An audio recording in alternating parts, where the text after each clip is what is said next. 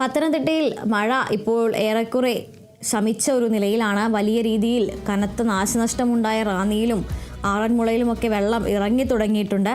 നിറപുത്തരിക്കായി വൈകിട്ട് ശബരിമല നട തുറക്കാനിരിക്കെ തീർത്ഥാടകർക്ക് അതീവ ജാഗ്രതാ നിർദ്ദേശവും നൽകിയിട്ടുണ്ട്.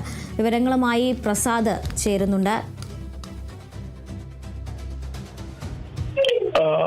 ഗതാഗതം ഇതുവരെയും പുനഃസ്ഥാപിക്കാൻ ജില്ലയിലെ ബന്ധപ്പെട്ട അധികാരികൾക്ക് ഇതുവരെ കഴിഞ്ഞിട്ടില്ല. അതുല്യ റാന്നിയിലെ ആറന്മുളയിലെയും പമ്പാ നദിയിലെ ജലനിരപ്പ് അല്പം താണതും കഴിഞ്ഞ 2 ദിവസമായി പെയ്തുകൊണ്ടിരുന്ന അതിതീവ്ര മഴയ്ക്ക് അല്പം ശമനം നേരിട്ടെങ്കിലും നിലവിലെ പ്രധാന റോഡുകളിലെ വെള്ളക്കെട്ട് മാറാത്തത് വൈദ്യുതി തടസ്സവും ജനങ്ങളുടെ സാധാരണ ജീവിതത്തിലേക്ക് എത്താൻ ഇനിയും ദിവസങ്ങൾ എടുക്കേണ്ടി വരും.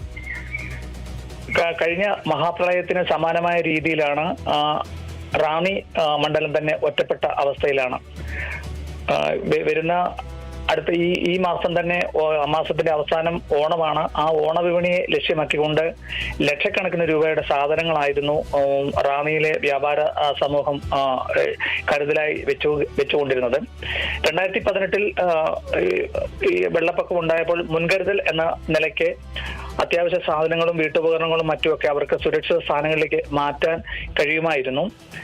2 ദിവസം മുമ്പ് ഉണ്ടായ അതിതീവ്ര മഴയിൽ രാത്രി 12:30 1 മണിയോടുകൂടിയാണ് നദിയിൽ ജലനിരപ്പ് ഉയരുകയും 2-3 മണിക്കൂറിനുള്ളിൽ അത് റാന്നിയെ മൊത്തത്തിൽ വിഴുങ്ങുന്ന തരത്തിലുള്ള മലവെള്ളപ്പാച്ചിലാണ് ആ പ്രദേശത്ത് ഉണ്ടായത്. അതിന്റെ ഒരു അനുബന്ധ തുടർച്ചയായിട്ടാണ് റാന്നിക്ക് താഴെ ആണ് ഈ ആറന്മുള നിയോജകമണ്ഡലം. അവിടേക്കും വെള്ളം കയറി.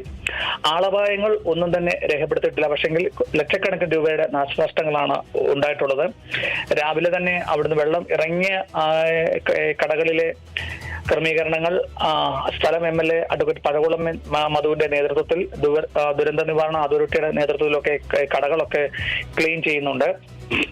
ചെരുപ്പും മറ്റുമൊക്കെ ആണെങ്കിൽ നമുക്ക് കഴുകി ഉപയോഗിക്കാൻ പറ്റും. പക്ഷെങ്കിൽ തുണിത്തരങ്ങളും ഭക്ഷണ പദാർത്ഥങ്ങളും ഒക്കെ ബേക്കറി ഉൾപ്പെടെയുള്ള പലചരക്ക് വിസ്ഥാപനങ്ങളൊക്കെ ഉൾപ്പെടെയുള്ളവയൊക്കെ നഷ്ടപ്പെട്ടത് വ്യാപാര സമൂഹത്തെ വളരെയധികം ബുദ്ധിമുട്ടിക്കുന്നുണ്ട്. 2018 ദുരിതാശ്വാസം കിട്ടാത്ത പല ആൾക്കാരും അവർ ജീവിതത്തിലേക്ക് ഈ ബിസിനസ്സിൽ തന്നെ തുടർന്നുകൊണ്ട് വരുമ്പോഴാണ് ഒരു ഇരുട്ടടി പോലെ അതിതീവ്ര മഴ അവരുടെ ജീവിത സ്വപ്നങ്ങളെയൊക്കെ തല്ലിക്കെടുത്തിയിരിക്കുന്നത്. തിരിച്ച് നമ്മൾ ആറന്മുളയിലേക്ക് എത്തിയാൽ ആറന്മുളയിലെ താഴ്ന്ന പ്രദേശങ്ങൾ ഇപ്പോൾ പ്രധാന റോഡുകളൊക്കെ തന്നെ വെള്ളക്കെട്ട് അല്പം താഴ്ന്നെങ്കിലും റോഡ് ഗതാഗതമൊന്നും ഇത് തന്നെ സുഗമമാക്കിയിട്ടില്ല. അതുകൊണ്ട് ചെങ്ങന്നൂർ റെയിൽവേ സ്റ്റേഷനിൽ എത്തുന്ന ശബരിമല തീർത്ഥാടകർ ഇപ്പോൾ തിരുവല്ല വഴി കോഴഞ്ചേരി തിരുവല്ല വഴി റാന്നി വഴി ശബരിമലയ്ക്ക് എത്തുന്ന തരത്തിലാണ് ഉള്ള ഒരു ക്രമീകരണമാണ് ജില്ലാ ഭരണകൂടവും ട്രാൻസ്പോർട്ട് അതോറിറ്റിയും ഏർപ്പെടുത്തിയിരിക്കുന്നത്. സാധാരണഗതിയിൽ സ്വകാര്യ വാഹനങ്ങളും KSRTC ഒക്കെ ചെങ്ങന്നൂരിൽ നിന്നും യാത്ര പുറപ്പെട്ട് ചെങ്ങന്നൂര് ആറാട്ടുപുഴ മാലക്കര ആറന്മുള ക്ഷേത്രം വഴി തെക്കമല വഴി കോഴഞ്ചേരി വഴി അങ്ങ് റാന്നിക്ക് പോകുന്ന പരമ്പരാഗതമായ ആ സംസ്ഥാന പാതയായിരുന്നു. ആ സംസ്ഥാന പാതയിൽ ഈ പറഞ്ഞ സ്ഥലങ്ങളിലെല്ലാം ഇപ്പോഴും നമ്മൾ അരയടിയോളം തന്നെ വാഹനങ്ങൾ മുങ്ങിപ്പോകത്തക്ക രീതിയിൽ തന്നെ വെള്ളക്കെട്ട് ഇപ്പോഴും നിലനിൽക്കുന്നുണ്ട്. വളരെ സാവധാനത്തിലാണ് ഈ വെള്ളം ഒഴുകി പോകുന്നത്.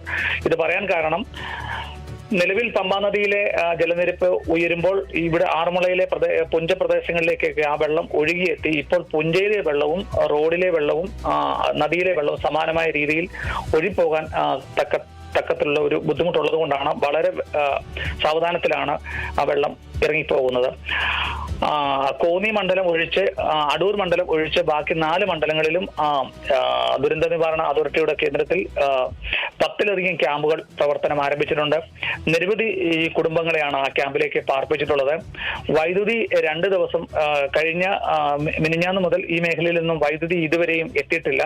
അതുകൊണ്ട് ജനജീവിതം വളരെയധികം ബുദ്ധിമുട്ടിലാണ്.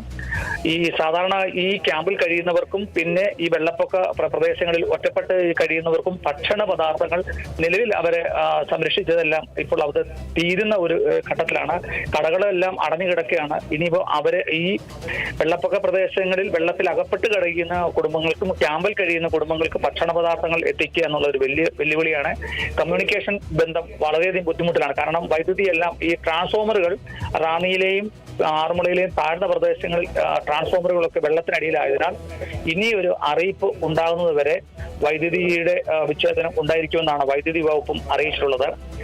ശബരിമലയിലെ നിറപുത്തിരി ഇന്ന് വൈകുന്നേരത്തോടുകൂടി നട തുറന്ന് ആരംഭിക്കാൻ എത്തുമ്പോൾ ജില്ലാ ഭരണകൂടം സ്വന്തം റിസ്കിൽ, അതായത് തീർത്ഥാടകരായിട്ട് എത്തുന്ന ഭക്തന്മാർ സ്വന്തം റിസ്കിൽ വേണം അവിടെ യാത്ര എത്താന്. നിയന്ത്രണങ്ങൾ ഏർപ്പെടുത്തിയിട്ടില്ല. പക്ഷെ എങ്കിലും ജാഗ്രത, എത്തുന്ന തീർത്ഥാടകർ ജാഗ്രത പാലിക്കണമെന്ന് പറയുന്നുണ്ട്.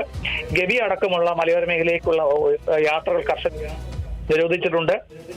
പമ്പാ സ്നാനം ചെയ്യുന്നവർ പ്രത്യേകം, കാരണം അവർക്ക് വിലക്കേർപ്പെട്ടിട്ടുണ്ട്. പമ്പാ നദി ഇരു കരകളും കവിഞ്ഞു പോകുന്നതിനാൽ പമ്പാ സ്നാനം ചെയ്യുന്നവർ ജാഗ്രത പാലിക്കണമെന്നുമാണ് അതുല്യ ജില്ലാ ഭരണകൂടം അറിയിച്ചിട്ടുള്ളത്. എങ്കിലും മൊത്തത്തിൽ അല്പം മഴ മാറി നിൽക്കുന്നതും വെള്ളം അല്പം താഴ്ന്നുറങ്ങുന്നതും ആശ്വാസകരമായിട്ടുള്ള ഒരു വാർത്ത തന്നെയാണ് അതുല്യ. ശരി പ്രസാദ്, എന്തായാലും പത്തനംതിട്ടയിൽ നിന്ന് ആശ്വാസ വാർത്തകളാണ് എത്തുന്നത്. ഇപ്പോൾ പ്രദേശവാസിയുടെ ഒരു പ്രതികരണം നമുക്ക് കാണാം. വെള്ളം ശക്കല ഇറങ്ങിയിട്ടുണ്ട്. ഒരു അരയടി പോയി താന്ന് കാണും. അത് 2 മണിക്ക് വന്ന് നോക്കിയ കണ്ടീഷൻ ഇപ്പോഴും കിടപ്പുണ്ട്. വണ്ടിയൊന്നും പോകാൻ പറ്റത്തില്ല. അരയ്ക്ക് മേലെ വെള്ളമുണ്ട്.